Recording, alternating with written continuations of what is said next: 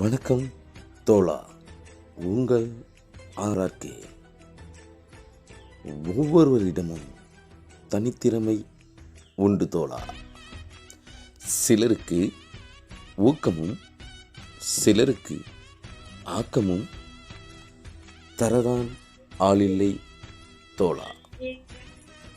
அதற்காக முயற்சிக்காமல் விட்டுவிடாதீர் தோழா.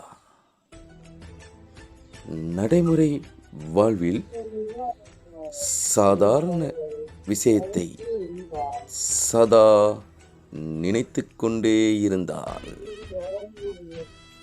அதுவே வாழ்க்கையின் மிகப்பெரிய பிரச்சனையாக மாறிவிடும் தோழா. நம்மிடம் உள்ளத்தில் பாதி பிரச்சனைகள் கற்பனையானவை, மீதி தற்காலிகமானவை என்பதை மட்டும் எப்போதும் நினைவில் கொள்ளுங்கள் தோழா. நன்றி, வணக்கம் என் தோழர்களே.